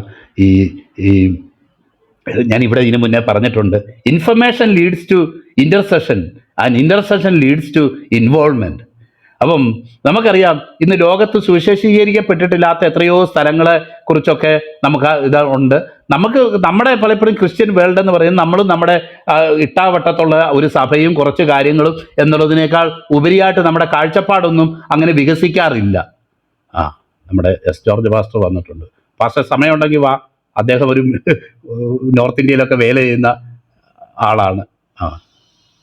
അദ്ദേഹത്തിന് ഇൻവിറ്റേഷൻ അയച്ചിട്ടുണ്ട്. അപ്പം ഇത്തരം നമ്മുടെ ചില സഭയിലെ കണക്കുകൾ, ചില പൊളിറ്റിക്സുകൾ ഇതൊക്കെ ആണെങ്കിൽ അതിനപ്പുറത്തേക്ക് നമ്മുടെ കാഴ്ചപ്പാട് പലപ്പോഴും പോകുന്നില്ല. ഒന്നാമത് ഇവിടെ പറയപ്പെട്ടേക്കുന്ന കാര്യം പോകുക എന്നുള്ളതാണ്. Go and therefore go. പല മിഷനറി വീരന്മാരുടെ അനുഭവങ്ങൾ ഇതിനു മുന്നേ നമ്മൾ ഇതേ സ്റ്റേജിൽ വെച്ച് ഇതേ പ്ലാറ്റ്ഫോമിൽ വെച്ച് നമ്മൾ പങ്കുവെച്ചിട്ടുള്ളതാണ്. എനിക്ക് ഏറ്റവും ഹൃദ്യമായിട്ട് തോന്നുന്ന ഒരു ഹെൻറി മാർട്ടിൻ്റെ അനുഭവങ്ങളാണ്. മറ്റു പലതും ഞാൻ കേട്ടിട്ടുണ്ട്. എന്നാൽ തന്നെ ഇന്ത്യയിലേക്ക് കടന്നു വന്ന ഹെൻറി മാർട്ടിൻ്റെ അനുഭവം ഓർക്കുമ്പം, കേംബ്രിഡ്ജിലെ വലിയ സ്കോളറായിരുന്ന വ്യക്തി അവിടെ വെച്ച് ദൈവത്തിൻ്റെ വേലയ്ക്ക് വേണ്ടി സമർപ്പിക്കുകയും തുടർന്ന് അദ്ദേഹം ഇന്ത്യയിലേക്ക് കടന്നു വരികയും ചെയ്ത അനുഭവങ്ങൾ നമ്മളെ രോമാഞ്ചം കൊള്ളിക്കും. അദ്ദേഹത്തിൻ്റെ ജീവിതത്തിലുണ്ടായിരുന്ന 3 സ്നേഹങ്ങളെപ്പറ്റി ഒരു പുസ്തകം ഞാൻ അദ്ദേഹത്തിൻ്റെ ജീവിതത്തെപ്പറ്റി വായിക്കാനിടയായി തീർന്നിട്ടുണ്ട്. ഒന്ന്, ദൈവത്തിന് വേണ്ടിയുള്ള സ്നേഹം. രണ്ടാമത്, അദ്ദേഹം ഭാഷകൾ പഠിക്കുന്നതിലുള്ള അദ്ദേഹത്തിൻ്റെ വലിയ ആഗ്രഹം. നമുക്കറിയാം, Henry Martin institute of languages അങ്ങനെയൊക്കെ പറഞ്ഞ് എന്തോ സംഗതി ഞാൻ കേട്ടിട്ടേ ഉള്ളൂ കേട്ടോ. ഹൈദരാബാദിലോ എവിടെ, ഞാൻ ഇതുവരെ സന്ദർശിക്കാത്ത ഒരു പട്ടണമാണ് ഹൈദരാബാദ്. മറ്റു പല പട്ടണങ്ങൾ സന്ദർശിച്ചിട്ടുണ്ട്, അവിടെ പോയിട്ടില്ല. അപ്പം ഹൈദരാബാദിലുണ്ടെന്ന് പറഞ്ഞ് കേട്ടിട്ടുണ്ട്. അപ്പം ഞാൻ പറഞ്ഞോണ്ട്, പിന്നെ മൂന്നാമത്തെ ഒരു സ്നേഹം അദ്ദേഹം ജീവന് തുല്യം സ്നേഹിച്ചിരുന്ന ഒരു പെൺകുട്ടി ഉണ്ടായിരുന്നു. തൻ്റെ ജീവിത സഖിയാക്കി തീർക്കാനായിട്ട് ആഗ്രഹിക്കുകയും അതിനുവേണ്ടി പ്രാർത്ഥിക്കുകയും ഒക്കെ ചെയ്തുകൊണ്ടിരുന്ന ഒരു പെൺകുട്ടി. എന്നാൽ നമുക്കറിയാം ഈ കർത്താവിനോടുള്ള സ്നേഹം മറ്റ് സ്നേഹങ്ങളെയൊക്കെ കീഴടക്കിക്കളഞ്ഞു. അതാ ഹെൻറി മാർട്ടിൻ്റെ ജീവിതകഥ. അദ്ദേഹം ജീവിതം മൊത്തം അദ്ദേഹം വിവാഹിതനല്ലാതെ തന്നെ ജീവിച്ചു എന്നാണ് എൻ്റെ അറിവ്. അവസാനം ഇംഗ്ലണ്ടിൽ വേല ചെയ്യാനായിട്ട്, സ്റ്റുഡൻസിൻ്റെ ഇടയ്ക്കൊക്കെ വേല ചെയ്യാനായിട്ട് ആഗ്രഹിച്ച് അങ്ങനെ ചെയ്തുകൊണ്ടിരിക്കുന്ന സമയത്ത് നമുക്കറിയാമല്ലോ, ഈ സ്റ്റുഡൻസിൻ്റെയും ഈ പറഞ്ഞ പോലെ ചെറുപ്പക്കാരുടെ ഇടയിലൊക്കെയുള്ള വേല എന്ന് പറയുന്നത് എത്രമാത്രം പ്രാധാന്യമുള്ളതാണെന്ന് അത് പറഞ്ഞറിയിക്കാൻ പറ്റുന്ന കാര്യമല്ല. കാരണം എനിക്ക് തന്നെ പറയാനായിട്ട് കഴിയും, എൻ്റെ ജീവിതത്തിൽ തന്നെ എൻ്റെ ചെറിയ പ്രായത്തിൽ ദൈവത്തിൻ്റെ വേലയ്ക്ക് ഇറങ്ങുകയും സമർപ്പിക്കുകയും ചെയ്ത് ഇത് നിമിത്തം ഇന്ന് ഈ വലിയ പ്രായമൊന്നും ആയില്ല, ഒരു 57 വയസ്സേ ആയിട്ടുള്ളൂ. എന്നാൽ ഇതിനോടിടയ്ക്ക് തന്നെ അനേക സ്ഥലങ്ങളിൽ ഇന്ത്യയിലും വിദേശത്തുമായിട്ട് ഞാൻ ദൈവവചനം പഠിപ്പിക്കുകയും ശിഷ്യത്വത്തിൻ്റെ അനുഭവത്തിലേക്ക് കർത്താവ് നടത്തുകയും ചെയ്ത എത്രയോ സഹോദരങ്ങൾ ദൈവത്തിൻ്റെ വേലയ്ക്ക് വേണ്ടി പല സ്ഥലങ്ങളിൽ പ്രയോജനപ്പെട്ടുകൊണ്ടിരിക്കുന്നത് എന്നുള്ളത് ചാരിതാർത്ഥ്യത്തോടെ. അല്ലെങ്കിൽ ഞാൻ വലിയ കാടിളക്കി പ്രസംഗിക്കുന്ന പ്രസംഗകനോ അത്ര വലിയ കഴിവുള്ള ആളോ അല്ല, അല്ലെങ്കിൽ ഞാനങ്ങനെ വലിയ സഭകളൊന്നും നടത്തിയിട്ടും ഇല്ല, ഇന്നും ആയിരിക്കുന്നത് ഗ്രാമപ്രദേശത്താണ് എന്ന് ഞാൻ പറയാനായിട്ട് ആഗ്രഹിക്കും. എന്നാൽ തന്നെ അങ്ങനെ മുന്നോട്ട് വന്നിട്ടുള്ള എത്രയോ പേരെ എനിക്ക് ദൈവസന്നിധിയിൽ ഓർക്കാൻ കഴിയും. അവരൊക്കെ ദൈവത്തിന് വേണ്ടി പ്രയോജനപ്പെടുന്നു. കാരണം അവരുടെ യങ് ഏജിലാണ് അവരെ ഈ സുവിശേഷവുമായിട്ട് റീച്ച് ചെയ്യാനായിട്ട് ഇടയായിട്ട് തീർന്നിട്ടുള്ളത്, അവരെ സന്ധിക്കാനായിട്ട് ഇടയായി തീർന്നിട്ടുള്ളത്. അതുകൊണ്ട് തന്നെ അവരുടെ തുടർന്നുള്ള ജീവിതം കർത്താവിന് വേണ്ടി ഫലകരമായിട്ട് തീരാനായിട്ട് ഇടയായി തീർന്നു എന്നുള്ളതൊരു സത്യം തന്നെയാണ്. അപ്പം ഞാൻ പറഞ്ഞുകൊണ്ട് വന്നത്, പലപ്പോഴും നമുക്ക് സൗകര്യമുള്ള സ്ഥലമാണ് നമ്മൾ നോക്കുന്നത്. പിള്ളേരെ പഠിപ്പിക്കാനുള്ള സൗകര്യമുണ്ടോ, അങ്ങനെയുണ്ടോ, ഇവിടെ മറ്റുള്ള കാര്യങ്ങളുണ്ടോ, സപ്പോർട്ടുണ്ടോ, ഇതൊക്കെയുള്ള പല ഫാക്ടേഴ്സാണ് ഒരു ദൈവവേലയ്ക്ക് ഇറങ്ങുന്ന ഒരു വ്യക്തിയെ ഇതാക്കുന്നത്. ഇന്നത്തെ നമുക്കറിയാം, പല ബൈബിൾ കോളേജുകളിലെ അഭ്യസനം തന്നെ ആ ഒരു മിഷൻ ഓറിയൻറ്റഡ് ആയിട്ട് പഠിപ്പിക്കുന്നില്ല എന്നൊന്നും പറയുന്നില്ല, അങ്ങനെ പറഞ്ഞാൽ തെറ്റായിരിക്കും, പഠിപ്പിക്കുന്നുണ്ട്. എന്നാൽ തന്നെ പലരുടെയും കാഴ്ചപ്പാടെന്ന് പറയുന്നത് കുറച്ച് വിശ്വാസികളൊക്കെയുള്ള ഒരു സ്ഥലത്ത് ദശാംശമൊക്കെ മേടിച്ച് സാമ്പത്തികമായിട്ടുള്ള നന്മകളൊക്കെ പ്രാപിച്ച് ജീവിക്കുക എന്നുള്ളതിനേക്കാൾ ഉപരിയായിട്ട് ഉള്ളൊരു ജീവിതം അവർക്ക് അങ്ങനെ ഒരു ലക്ഷ്യമില്ല. പ്രിയപ്പെട്ടവരെ, പലപ്പോഴും ഞാൻ പറയുമ്പം ഞങ്ങൾ ഇവിടെ എൻ്റെ ഭാര്യ ജോലി ചെയ്യുന്നു എന്നൊക്കെ പറയുമ്പോൾ ചിലർക്കൊക്കെ അതൊരു ഇതായിട്ട് തോന്നും. എന്നാൽ കാരണം ഞങ്ങളെ മാസം ഞങ്ങൾക്ക് വാടക തരാനോ ഞങ്ങളെ സപ്പോർട്ട് ചെയ്യാനോ അല്ലെങ്കിൽ അതുപോലുള്ള ഒരു സംവിധാനം ഇല്ല എന്നുള്ളതാണ്. അതുകൊണ്ടാണ് ചെയ്യുന്നത്. കാരണം ആദ്യത്തെ പല വർഷങ്ങൾ ഇതൊന്നും ഇല്ലാതെ ജീവിച്ച വ്യക്തികളാണ് ഞങ്ങൾ. പട്ടിണിയും പരിവട്ടവും, പല വീടുകൾ മാറി, വാടക കൊടുക്കാൻ കഴിയാതെ പല വീടുകളൊക്കെ മാറി പോകുന്ന വളരെ വേദനാജനകമായിട്ടുള്ള അനുഭവങ്ങളിലൂടെയൊക്കെ കടന്നു പോയിട്ടുള്ളവരാ ഞങ്ങളൊക്കെ. ഇന്നും ഇവിടെ അങ്ങനെ സാമ്പത്തികമായിട്ട് സപ്പോർട്ട് ചെയ്യുന്ന ബിലീവേഴ്സ് ഇല്ല. നമ്മൾ അങ്ങോട്ട് കൊടുത്താൽ ഇച്ചിരി നല്ലതാണ് എന്ന് വിചാരിക്കുന്ന ആൾക്കാരാണ് കൂടുള്ള ആൾക്കാരൊക്കെ. പ്രിയപ്പെട്ടവരെ, എല്ലാ അനുകൂലമുള്ള സ്ഥലത്ത് അല്ല കർത്താവ് ഇവിടെ പറഞ്ഞേക്കുന്നത് നമുക്ക് മനസ്സിലാക്കാം. ഒന്ന്, ആകയാൽ നിങ്ങൾ പുറപ്പെട്ട്. രണ്ടാമത്, കർത്താവ് നമ്മളോട് അനുഷ്ഠിക്കാൻ പറഞ്ഞ കാര്യങ്ങളെ എല്ലാം പഠിപ്പിച്ചും കൊണ്ട്, ടീച്ചിങ് ആണ് ഒരു ഡിസൈപ്ലിങ്ങിൻ്റെ പുറകിലുള്ള ഏറ്റവും പ്രധാനപ്പെട്ട കാര്യം. പഠിപ്പിക്കുക, ആ പഠിപ്പിക്കലാണ് ഏറ്റവും പ്രധാനപ്പെട്ട കാര്യം എന്ന് നമുക്ക് മനസ്സിലാക്കാൻ കഴിയും. അല്ലാതെ നമ്മൾ ഇന്ന് പറയുന്ന പോലെ, ഫോമുല പറയുന്ന പോലെ രക്ഷിക്കപ്പെട്ട് സ്നാനപ്പെട്ട് അഭിഷേകം പ്രാപിച്ചോ, എന്നാൽ പിന്നെ അവിടെ ഇരുന്നോ, ഇനിയിപ്പം കർത്താവ് വരുമ്പോഴത്തേക്ക് എല്ലാം റെഡിയാകും, സ്വർഗത്തിൽ സീറ്റും ബുക്ക് ചെയ്തിട്ടുണ്ട്, ഇനിയും പിന്നെ പേടിക്കണ്ട എന്നുള്ള നിലയിൽ ഉള്ള കാര്യമല്ല. ക്രിസ്ത്യ ജീവിതത്തിൻ്റെ തുടക്ക സ്റ്റെപ്പുകളാണ് പ്രിയപ്പെട്ടവർ ഈ രക്ഷിക്കപ്പെട്ടു, സ്നാനപ്പെട്ടു, അഭിഷേകം പ്രാപിച്ചു എന്നൊക്കെ പറയുന്നത്. അതിൻ്റെ ഇനീഷ്യൽ സ്റ്റെപ്പുകളാണ്. ഇനി ദൈവവചനത്തിലും ദൈവകൃപയിലും ക്രിസ്തീയ ജീവിതത്തിലും നമ്മൾ എന്തുമാത്രം മുന്നോട്ട് പോകാനുണ്ട്, നമ്മുടെ സ്വഭാവത്തിനും നമ്മുടെ വ്യക്തിത്വത്തിനും എന്തൊക്കെ വ്യതിയാനങ്ങൾ ഉണ്ടാകാനുണ്ട്, നമ്മളിൽ ദൈവത്തിൻ്റെ വിശുദ്ധീകരണത്തിൻ്റെ ആ ദൈവിക പ്രവർത്തനങ്ങൾ എത്ര ആഴത്തിൽ നമ്മുടെ വ്യക്തിത്വത്തിൽ നടക്കാനുണ്ട്. പ്രിയപ്പെട്ടവർ, എന്തെല്ലാം കാര്യങ്ങൾ നമ്മുടെ ജീവിതത്തിൽ നടക്കാനായിട്ടുണ്ട്. അതിൽ നിന്ന് നമുക്കറിയാമല്ലോ, വിശ്വാസികളുടെ ഏറ്റവും അവരുടെ മുഖമുദ്രയെന്ന് പറയുന്ന അൺടീച്ചബിലിറ്റിയാണ്. കുറച്ച് കാര്യങ്ങൾ അറിയാം, നമുക്കറിയാം. ഈ ക്ലബ് ഹൗസിൽ തന്നെ ശ്രദ്ധിച്ചാൽ അറിയാവുന്ന ചില ഇക്വേഷൻ വെച്ച് അങ്ങോട്ടും ഇങ്ങോട്ടും തിരിച്ചിട്ട് പയറ്റുകയും പലപ്പോഴും അബദ്ധങ്ങൾ വിളിച്ചു പറയുകയും ചെയ്യുന്ന എത്ര മഹാന്മാർ. ടീച്ചബിൾ അല്ല. ടീച്ചബിൾ അല്ലാത്ത ഒരു അവസ്ഥയാണ്. ഇവിടെ പറയുക ശിഷ്യന്മാര് ആക്കിക്കൊള്ളുവിൻ. ശിഷ്യത്വത്തിന്റെ മാനദണ്ഡം എന്താ കർത്താവ് പറഞ്ഞേക്കുന്നത്? ഗുരുവിനെ പോലെ ആകുന്നത് ശിഷ്യന് മതി. അപ്പൊ ഗുരുവിനെ പോലെ ആകുന്നതായി ഈ ശിഷ്യത്വത്തിന്റെ പൂർത്തീകരണം എന്ന് പറയും. ക്രിസ്തു എന്ന തലയോളം വളരുന്നതാണ് കർത്താവ് വെച്ചേക്കുന്ന സ്റ്റാൻഡേർഡ്. അല്ലാതെ മനുഷ്യൻ പറയുന്ന ചില ഇതനുസരിച്ച് ഏതെങ്കിലും ഒരു സഭയിൽ അംഗമായിട്ട് അതിൻ്റെ മൂലയ്ക്ക് കയറി ഇരിക്കുക എന്നുള്ളതല്ല. സഭയെന്ന് പറയുന്നതും നമുക്ക് സീറ്റ് ബുക്ക് ചെയ്തിട്ട് സ്വതന്ത്രമായിട്ട് നടക്കാനുള്ളൊരു സംവിധാനമല്ല. സഭയെന്ന് പറയുന്നത് ആത്മീയ വളർച്ചയ്ക്ക് വേണ്ടി ദൈവം വെച്ചേക്കുന്ന ഒരു സംവിധാനമാണ് സഭ. ആത്മീയമായിട്ട് നമ്മൾ വളരുന്നില്ലെങ്കിൽ ആ സഭ കൊണ്ട് ദൈവം എന്താണോ ഉദ്ദേശിക്കുന്നത് അത് ആ പ്രയോജനം നമുക്ക് കിട്ടുന്നില്ല എന്നാ നമ്മൾ മനസ്സിലാക്കും. ഒരു രക്ഷിക്കപ്പെട്ട് കർത്താവിനെ രക്ഷിതാവായി സ്വീകരിച്ച് മുന്നോട്ട് ജീവിക്കാൻ ആഗ്രഹിക്കുന്ന ഒരു ദൈവപൈതലിന് വേണ്ട ആത്മീയ പോഷണങ്ങൾ സഭയിൽ നിന്നാണ് ലഭിക്കേണ്ടത്. ഇനി മുന്നേ ഞാൻ പലപ്പോഴും പറഞ്ഞിട്ടുള്ള പോലെ പ്രിമച്വറായിട്ട് ജനിക്കുന്ന ഒരു കുഞ്ഞിന് ഇൻക്യുബേറ്റർ വെക്കുന്ന പോലെയാ ദൈവസഭയുടെ ഫംഗ്ഷൻ എന്ന് പറയുന്നത്. അത് ആത്മീയ വളർച്ചയിലേക്ക് എത്തിക്കുക എന്നുള്ളത് ദൈവത്തിൻ്റെ സഭയെക്കുറിച്ച് ദൈവം ആഗ്രഹിക്കുന്നത്. അല്ലാതെ കല്യാണം കഴിപ്പിക്കുകയും കുഴിച്ചിടാനും വേണ്ടിയിട്ട് രണ്ട് കാര്യങ്ങൾക്ക് വേണ്ടി ആ സഭയെന്ന് ഇന്ന് ക്രിസ്ത്യാനികൾ പരക്കെ പറയുന്നത്. സഭ അത് വേണം, നമ്മളെ കല്യാണം കെട്ടിക്കാനും കുഴിച്ചിടാനും വേണമല്ലോ. എത്ര മഹാന്മാരെ എന്നോട് പറഞ്ഞിട്ടുള്ളത് അറിയാമോ? പ്രിയപ്പെട്ടവർ, തെറ്റിദ്ധരിച്ചു പോയി. ദൈവസഭ അതിനൊന്ന് കുഴിച്ചിടാനൊന്നും അല്ല. അതിന് മുനിസിപ്പാലിറ്റിയിൽ സ്ഥലമുണ്ട്, പേടിക്കണ്ട. കല്യാണം കെട്ടിക്കാനാണെങ്കിൽ ഇപ്പോഴത്തെ മാരേജ് ആക്ട് അനുസരിച്ചൊക്കെ അതിനും സംവിധാനങ്ങളൊക്കെ ഉണ്ട്. ഇത്രയും ബുദ്ധിമുട്ടുണ്ട്.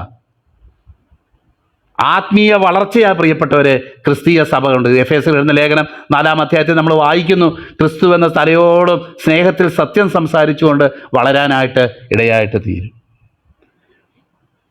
അവിടെ നമ്മൾ വായിക്കുന്നത് നമസ്കരിച്ചു ചിലരോ സംശയിച്ചു, പിതാവിൻ്റെയും പുത്രൻ്റെയും പരിശുദ്ധാത്മാവിൻ്റെയും നാമത്തിൽ സ്നാനം കഴിപ്പിച്ചു. അതൊരു പ്രധാനപ്പെട്ട സ്റ്റെപ്പ് തന്നെയാണ്. യേശുവിനെ രക്ഷകനും കർത്താവുമായി സ്വീകരിക്കുന്നത് മാത്രമല്ല, കർത്താവ് ജീവിച്ചിരുന്ന സമയത്ത് അത് വിശ്വസിച്ചതിന് ശേഷം കർത്താവിൻ്റെ മരണ പുനരുത്ഥാനങ്ങളിൽ പങ്കാളിയായി തീരാൻ തക്കവണ്ണം നമ്മൾ സ്നാനപ്പെടേണ്ടത് ആവശ്യമാണ് എന്ന് ദൈവത്തിൻ്റെ വചനത്തിൽ പറഞ്ഞിട്ടുണ്ട്. അതിനൊന്നും യാതൊരു വ്യത്യാസവുമില്ല. എന്നാൽ സ്നാനം കൊണ്ടല്ല രക്ഷിക്കപ്പെടുന്നത്, സ്നാനം കൊണ്ടല്ല നമ്മൾ സ്വർഗത്തിൽ പോകാനായിട്ട് ഇടയായിട്ട് തീരുന്നത്. എന്നാൽ രക്ഷയോട് വളരെ ബന്ധപ്പെട്ട് കിടക്കുന്ന ഒരു കാര്യം തന്നെയാണ്. അതെങ്ങനെയാണ് ഞാൻ പറയുന്നതെന്ന് പറഞ്ഞു കഴിഞ്ഞാൽ പലർക്കും ഞാൻ പറയുമ്പോൾ അത് കൺഫ്യൂഷനാണ് ഉണ്ടാകുന്നത്. എന്നോടിപ്പോൾ ഒരാൾ വന്ന് ചോദിക്കുക, പാസ്റ്ററെ സ്നാനപ്പെട്ടില്ലെങ്കിൽ സ്വർഗത്തിൽ പോകുമോ? ഞാൻ പറയും, ഞാനത് പറയാൻ ആളല്ല എന്നേ ഞാൻ പറയത്തുള്ളൂ. ചിലർ പറയുക വേണ്ട സ്നാനപ്പെടുകയൊന്നും വേണ്ട, വിശ്വസിച്ചാൽ മാത്രം മതി, എന്നാൽ പിന്നെ സ്വർഗത്തിൽ പോകുമെന്ന് പറയുന്നവരുണ്ട്.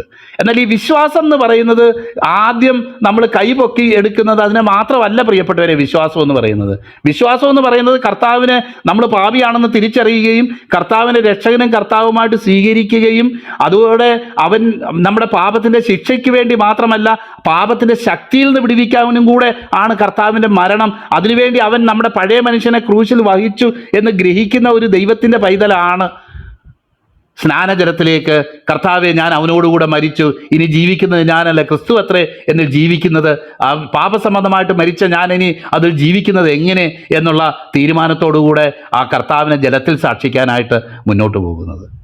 അതുകൊണ്ട് മാത്രം തീർന്നില്ല പ്രിയപ്പെട്ടവരെ.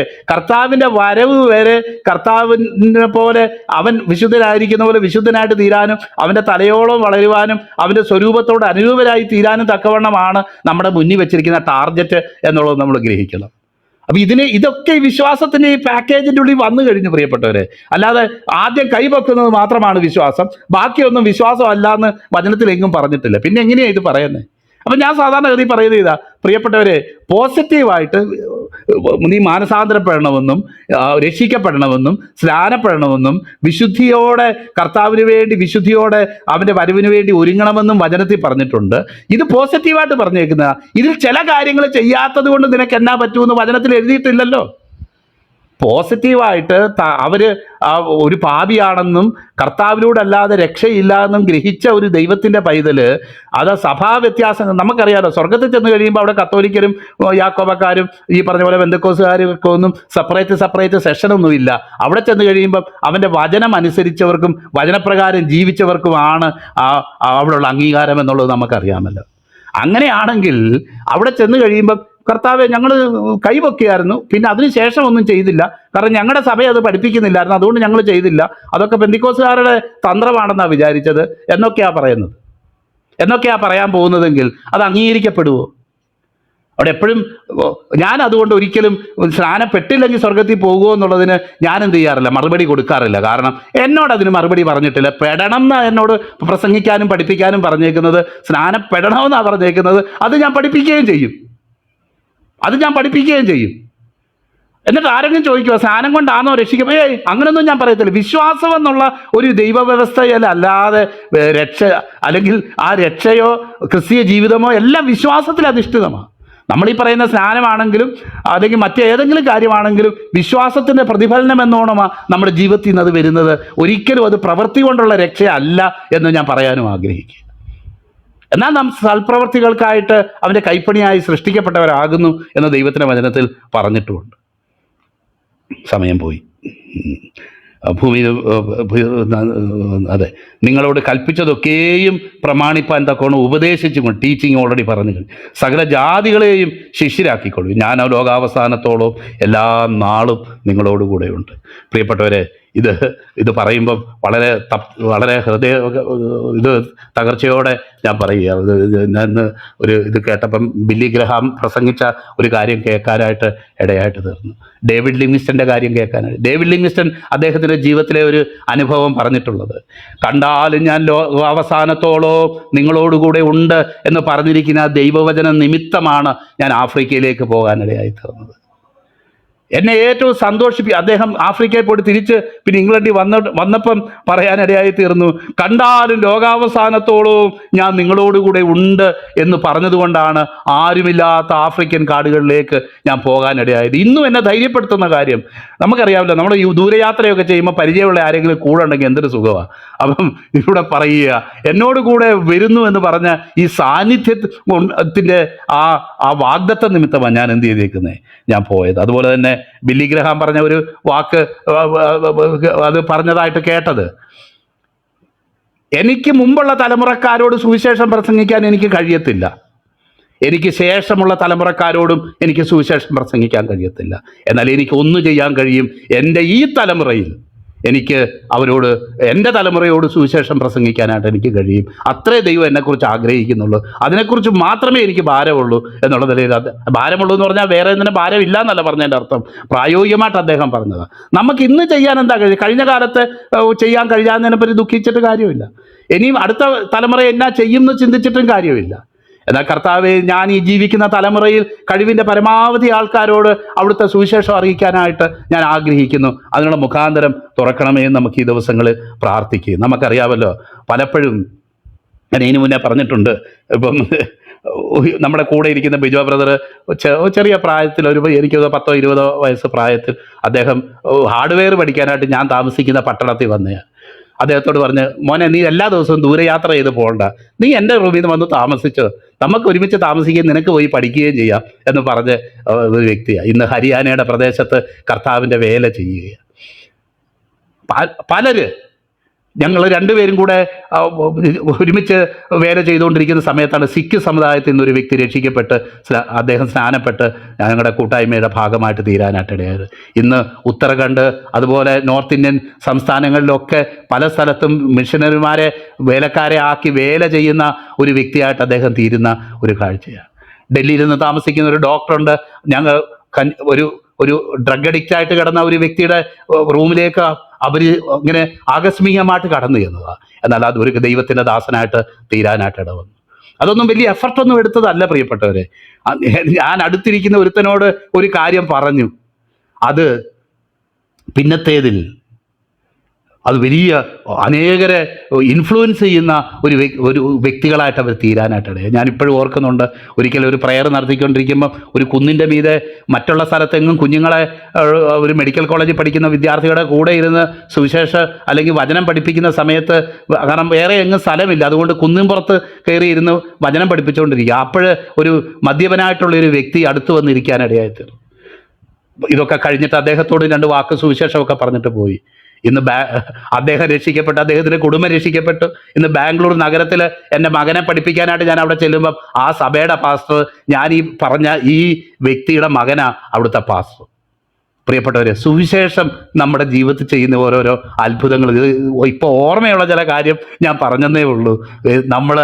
നമ്മൾ വലിയ മെനക്കെട്ടിട്ടൊന്നുമല്ല. അവൻ്റെ സാക്ഷിയായി തീരുമ്പോൾ ഈ സുവിശേഷത്തെ നമ്മൾ മറ്റുള്ള അനേകരോട് പറയുമ്പോൾ അവർ ഒരുപക്ഷെ ഒരു തലമുറയെ തന്നെ സ്വാധീനിക്കാൻ കഴിവുള്ള വ്യക്തികളായിട്ട് തീർന്ന് ഈ സുവിശേഷം തീരുന്നത് ഈ സുവിശേഷം ചെയ്യുന്ന വലിയൊരു അത്ഭുതമായിട്ട് നമുക്ക് മനസ്സിലാക്കാൻ കഴിയും.